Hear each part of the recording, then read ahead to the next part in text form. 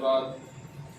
मैं शिराज जी, आज के शाखा समिति की बैठक अभिवादन सम्मान समारोह में उपस्थित इस कार्यक्रम के संयोजक अध्यक्ष तो नहीं है, शाखा के कार्यवाहक अध्यक्ष जी, कार्यक्रम के संचालन करता श्री सिराज अहमद जी, इस कार्यक्रम में उपस्थित जिनके सम्मान में आयोजन का यहाँ पे कार्यक्रम रखा गया है, भाई अजय सागर यादव जी, श्री फैजान जी, श्री गंगवार जी, श्री विशाल जी, NCRS के शाखा मंत्री श्री RNP सिंह जी, भारत भूषण मिश्रा जी, राजेंद्र कुमार जी, रजीत जी, राजेश मौर्या जी, शाखा अध्यक्ष श्री RR तिवारी जी, शाखाओं के सम्मानित पदाधिकारीगण, उपस्थित श्री साथियों, अपना हृदय से अभिवादन। मित्रों, संगठन पे चर्चा हो रही है, बंद कमरे की मीटिंग है, होनी भी चाहिए थोड़ा। मेरा भी ये मानना है कि पब्लिक मीटिंग नहीं है, बंद कमरे की मीटिंग है और कुछ समीक्षा कामों की जरूर होनी चाहिए। श्रम संगठन का मूल उद्देश्य जो होना चाहिए, कम से कम प्रयास ये तो हम सभी लोगों को करना चाहिए कि जो मूल उद्देश्य है, नहीं 100% तो 75% तो हम संगठन के प्रति वफादार होकर काम करें। अभी अजय सागर जी की ये बात बहुत अच्छी लगी, सही बात है। हम लोग संगठन में काम कर रहे हैं, सारे लोग पारिवारिक जिम्मेदारी, उन जिम्मेदारियों का निर्वहन भी हमको करना है, अपनी ड्यूटी भी करनी है और साथ साथ समाज सेवा का भी जितना हमारे ऊपर जिम्मेदारी हम बात नहीं सकते। अधिकारी के पास भी जाना होगा, जो समस्या कर्मचारी देगा उसको लेके,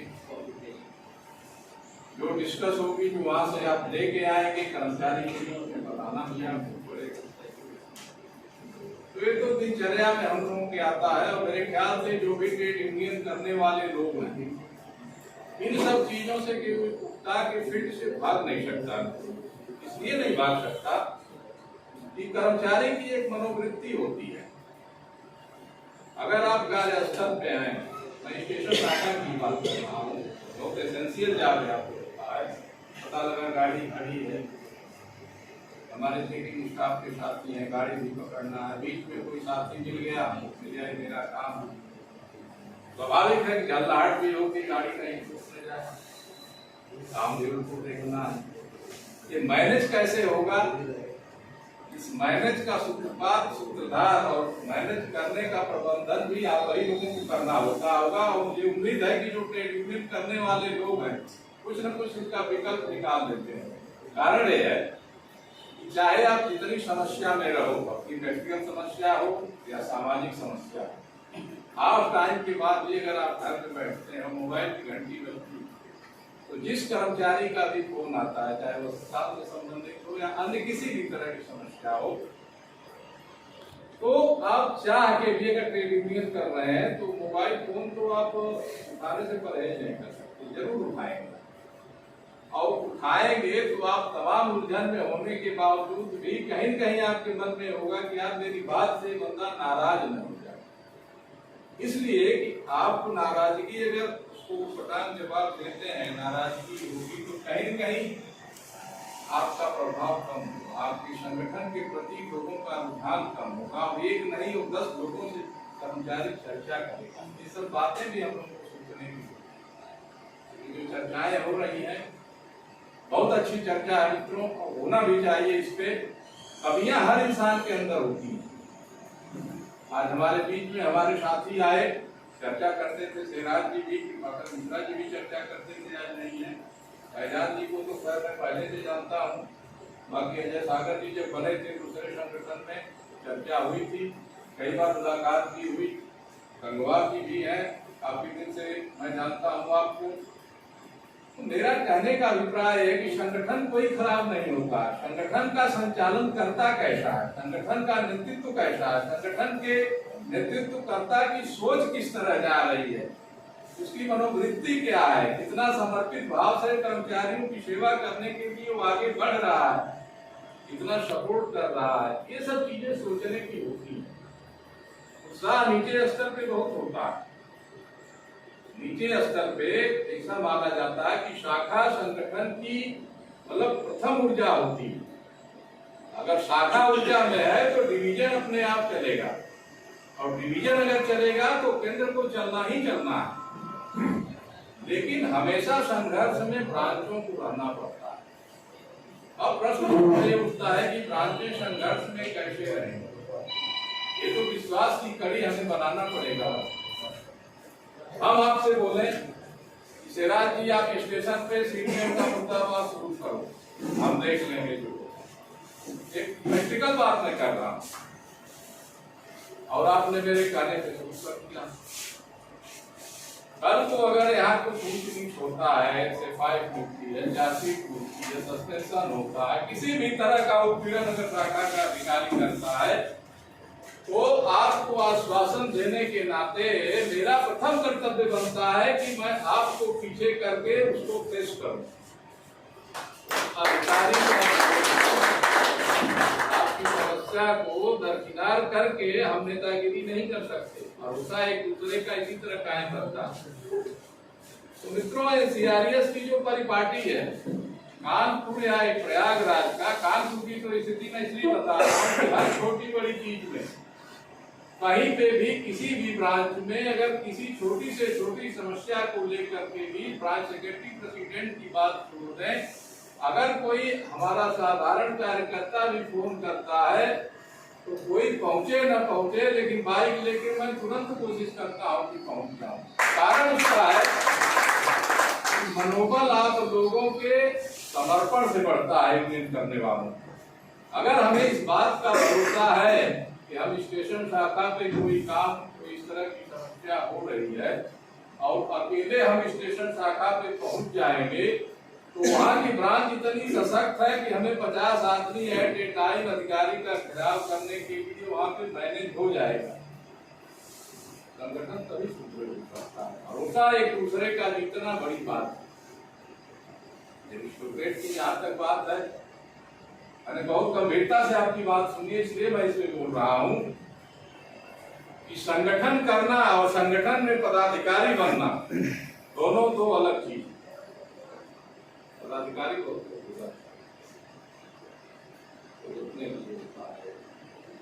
कोई नौकरी में ट्रांसफर पोस्टिंग में जाने के लिए, वे लोग होते हैं जो समाज सेवा में जाते हैं। लेकिन मित्रों, मेरा ये मानना है कि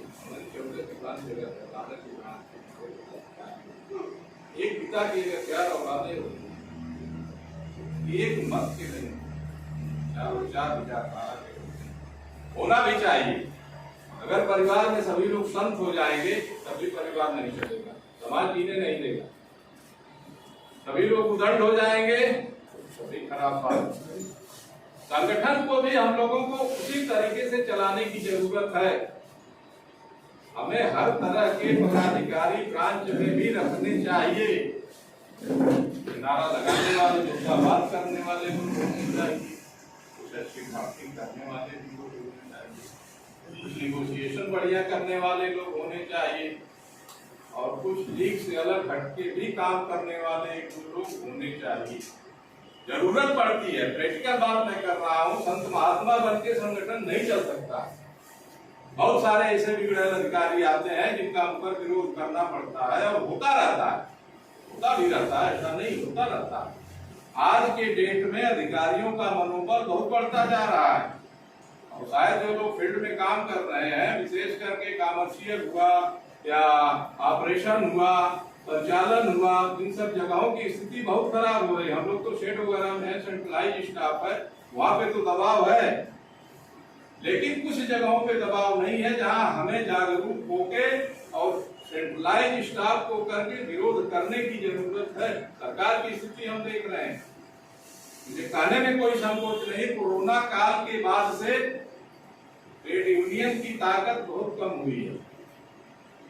नहीं तो आए दिन शताब्दी पे आप लोग सारे लोग रहते हैं, आए दिन हम लोग प्रदर्शन किया करते थे, कई बार गाड़ियां डिटेन होती थी, महामंत्री जी को शिकायत भी होती थी, कई बार यहाँ कमांडेंट वगैरह और सब करके 7 नंबर पे शताब्दी के सामने धक्का मुक्की तक हुई है। सीपीएम उपाध्याय जी थे तो उसी समय की बात है, कंप्लेन भी हुई थी डीएम के पास, गाड़ी डिटेन भी हुई थी। लेकिन आपकी ताकत है, समूह, जहाँ 100, 150, 200 लोग एक आवाज पे खड़े हो जाते हैं तो प्रशासन नहीं कुछ कर पाएगा।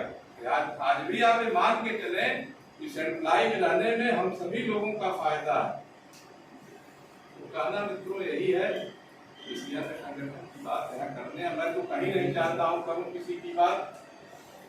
लाइन अपनी इतनी लंबी आप करिए, काम करिए स्टाफ के बीच में, और काम करेंगे तो चर्चा में रहेंगे। अभी 6 तारीख की ये घटना हुई थी, जी भी चिट्ठी लिखे थे, श्रीवास्तव जी ने बात बताया था, पूरी रात तत्पर थी। स्वर्गीय आर के पांडे जी आपके स्टेशन पे कार्यरत थे, नए सीएमएस महोदय आए आंडू जी, जो भी उनको डायरेक्टर हेडक्वार्टर से रहा पाबंदी लगी।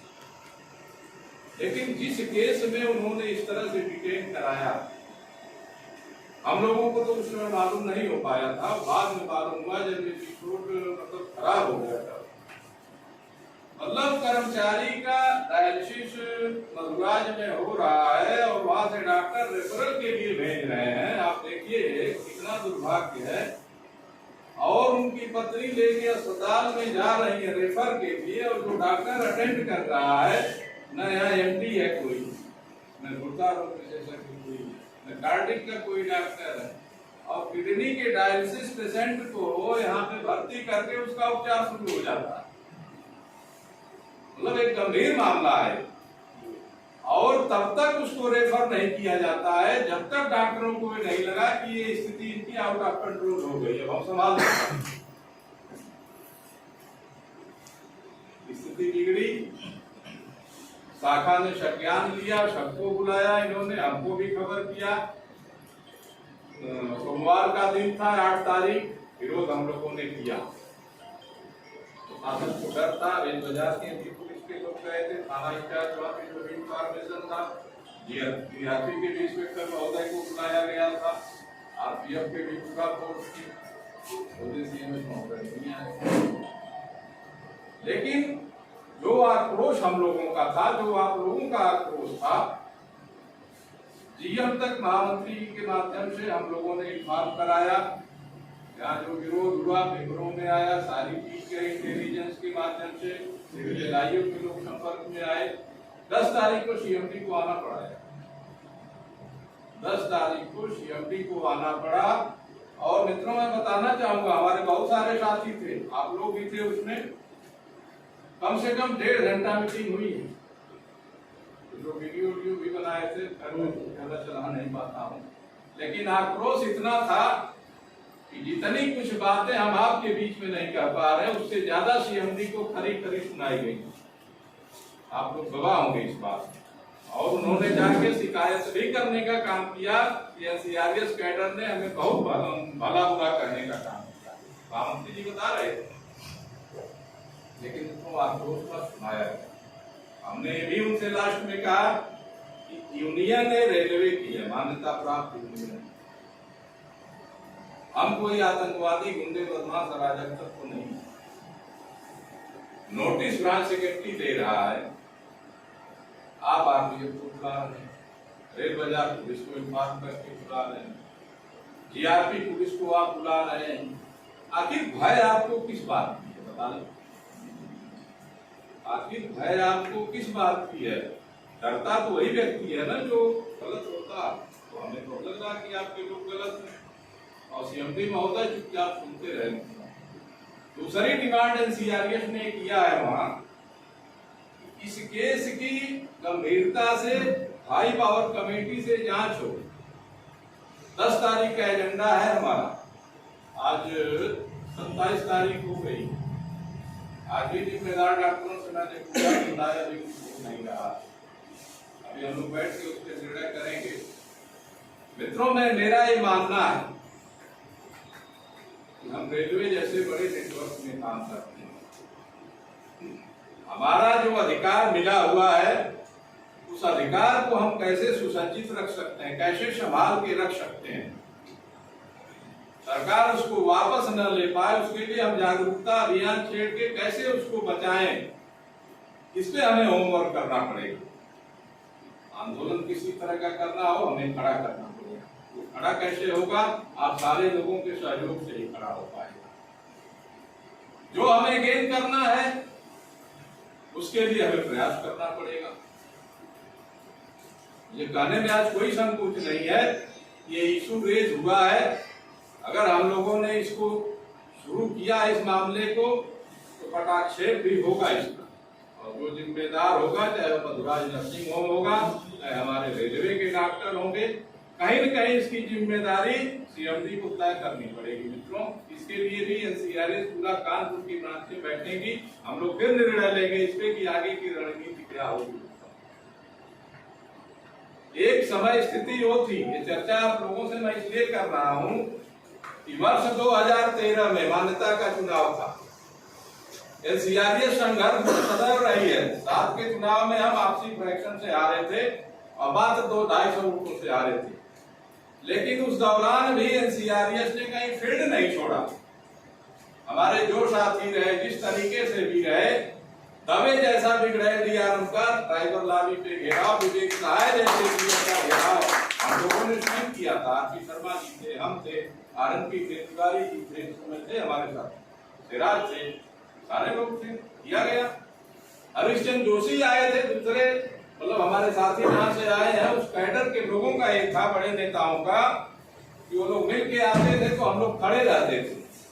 बोला जाता था कि साहब दूसरे यूनियन के लोग खड़े हैं, उनकी मान्यता नहीं है, बात मत करिए। मैं वाकया मैं बता रहा हूँ, मैंने फेस किया इस चीज को। इलेक्टिव प्रोपोसेट में हरिश्चंद्र जोशी जी आए थे, जीएम थे, जो पुराने साथी होंगे याद होगा। हमारे दूसरे साथी मिल के आए, गेट पे 10-15 लोग हम लोग भी खड़े थे। निकल के आए लोग हंसते हुए कि हमने मना कर दिया है, आपको मिलेंगे नहीं मिले साहब। खबर कराया गया सिक्योरिटी से, वैसे इसकी बात हमने कहा ठीक है, हमें कुर्सी नहीं चाहिए, लेकिन हम एजेंडा लेके आए हैं, मान्यता में नहीं, यही तो आप कहना चाह रहे हो, खड़े खड़े बात कर लो, क्या दिक्कत है। मित्रों, बात किया उन्होंने, आश्वासन दिया, बात किया, तो मेरे कहने का मतलब यह है कि अगर हम फील्ड में जमे रहेंगे और उसके बाद जो चुनाव हुआ, चुनाव की स्थिति आज आपके सामने है, और हम तो ये मान के चलते हैं 24 घंटे चुनाव के लिए हमें तैयार रहने की जरूरत है। चुनाव चाहे जब हो, जब हमारे कर्मचारी के बीच में ठीक रहेंगे, हम मेहनत से काम कर रहे हैं लोगों का, तो चुनाव की हमें फिक्र क्या है, किस बात की हमें भय है। आज हमारे साथी आए हैं, मैं प्रयागराज मंडल की तरफ से आप लोगों का हृदय से अभिवादन करता हूँ और इस बात का पूरा भरोसा देता हूँ। मैं बड़ी बात तो नहीं करता, लेकिन महामंत्री जी का एक लक्ष्य है, एक सोच है कि काम को हमेशा प्राथमिकता देते हैं।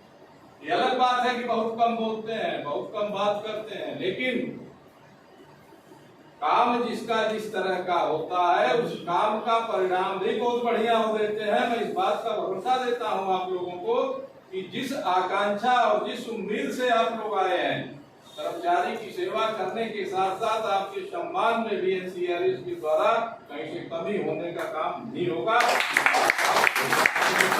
और टीम वर्क के साथ हम काम करेंगे। हमेशा यही कोशिश हम लोगों की हुई है, चाहे जिस ब्रांच का कोई भी समस्या हो, चाहे किसी अधिकारी लेवल की समस्या हो, हर जगह एनसीआरएस कैडर ने इस बात का भरपूर जो है प्रयास करके और एक आज माहौल क्रिएट किया है हम लोगों ने, कि चाहे अस्पताल में कोई समस्या रही हो, अभी भारत मिश्रा जी के यहाँ थी मीटिंग, वहां पे बैठ के ये बात हो रही थी कि एएन महोदय चैम्बर में अपने बैठते ही है, ये हालत। बात की बात क्या थी, कैसे समय बीता, आज वहाँ यही चर्चा हो रही थी कि इनको बैठाने का प्रबंध कैसे हो, इसके बारे में विचार होना चाहिए।